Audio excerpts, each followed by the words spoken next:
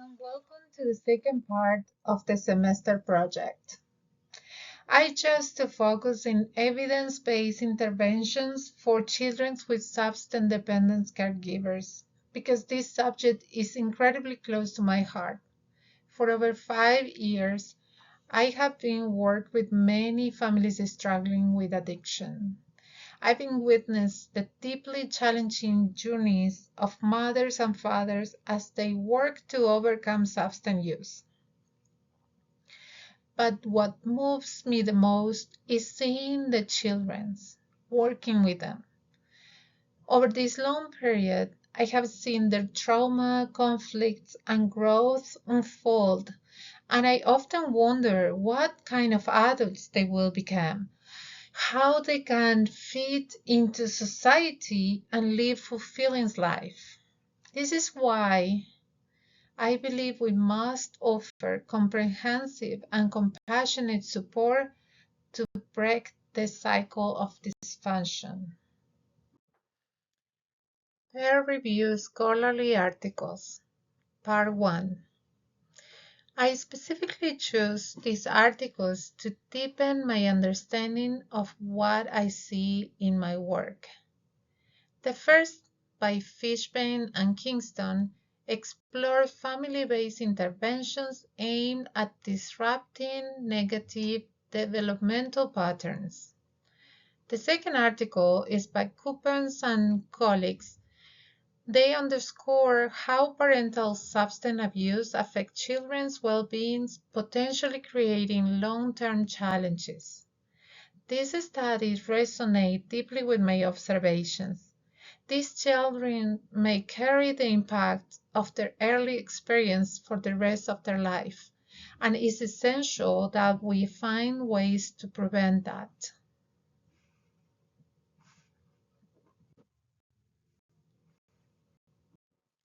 Impact of caregivers with substance use disorders on child. Children raised by caregivers struggling with SAD often face emotional turmoils, including attachment issues and anxiety. Academically, they may experience setbacks due to the chronic stress and instability. Socially, they may struggle due to feelings of shame and stigma. Sadly, their higher exposure to adverse childhood experience often increase the likelihood of repeating harmful cycles, including substance use. These underscore the critical need for effective interventions.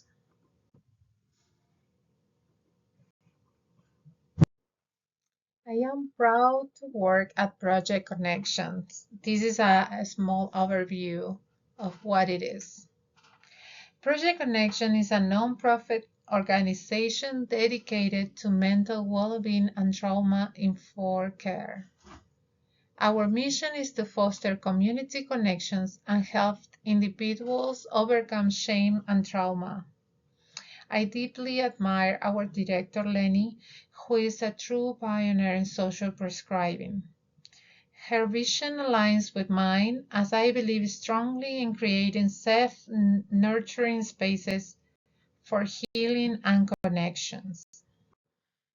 For my interview, I choose Mark Schmidt. He is the social prescribing program manager, and I'm very glad to be working alongside with Mark for the last 3 years. He is a very talented professional and very passionate about helping people.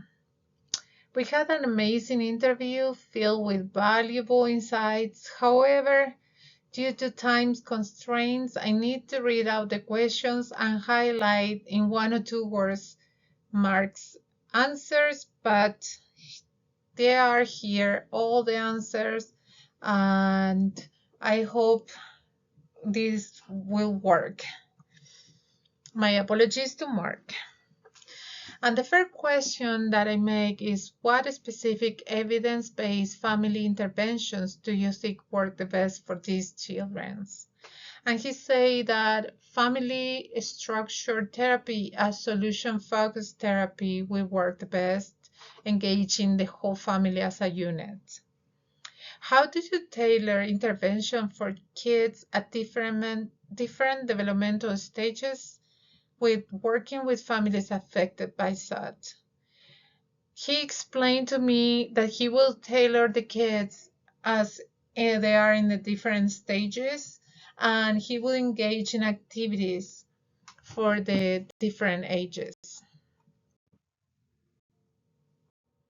The third question was, what are some of the biggest challenges you've encounter with implementing preventive interventions for these kids and how to overcome them? And he said that one of the big challenges is the inability to effectively communicate with kids because they cannot express what is going on at home. How do you measure whether these interventions are making a difference? And he explained that he used non-clinical assessments and clinical assessments as a baseline scale report and about how the kids can express and engage in the communications. What role do you think technology could play in helping kids in the future? And he said that kids are very technology engaged because they play and they do video games. So he thinks it's going to be a very positive impact. How do you address the stigma when working with families affected by parental substance abuse?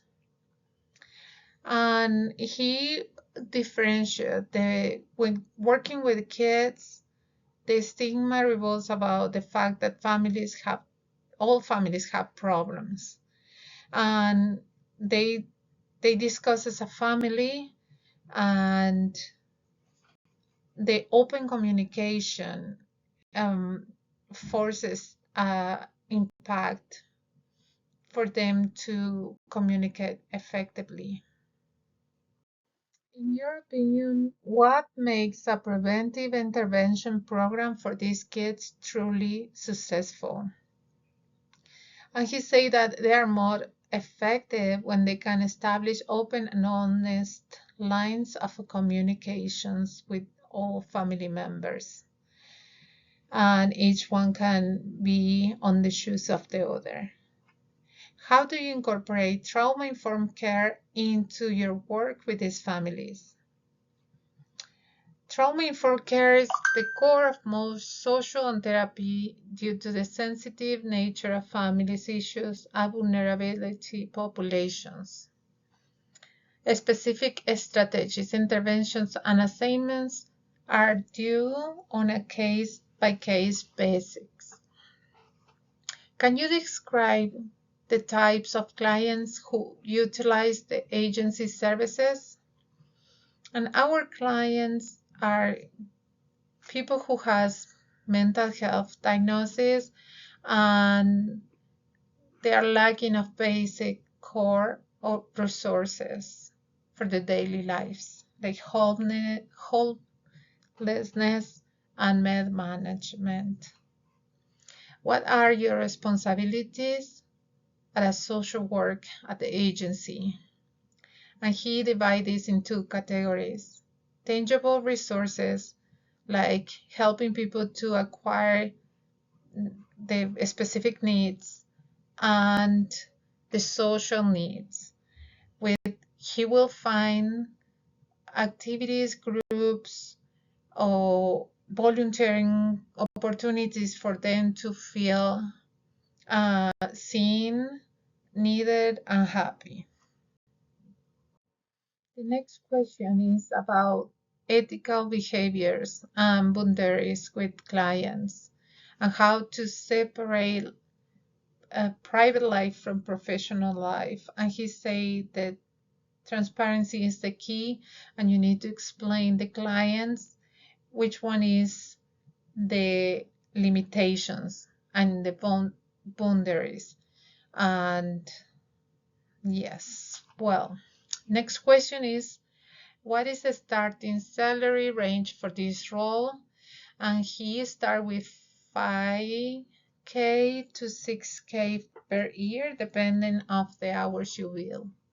What opportunities for advancement exist in this field? And this depends of the degree and licensure you have. What is your overall job satisfaction? He say he loves his job and the work he do, and believe a healthy work balance is well as professional boundaries are essential to maintaining job satisfaction. In this slide, we go through the organizational chart for Project Connection. And at Project Connection, we ensure each group has a direct manager who actively listens to the challenges faced by clients. This manager provides crucial feedback and guidance on treatment and help evaluate progress. This structure allows for comprehensive, personalized support, ultimately leading to better outcomes for those who we serve. The positive aspects of working on this field. I want to share my perspective on what makes this work so rewarding. Like Mark, I enjoy helping children build resilience, support families, healing, and advocating for systematic change. Seeing the tangible impact we can make, offering stability, encouraging growth, and fostering connection is what keeps me dedicated, and completely agree with Mark's insights in here. I asked Mark, what are the challenges of working with children with substance caregivers? Mark and I often discuss the challenges we face in this work.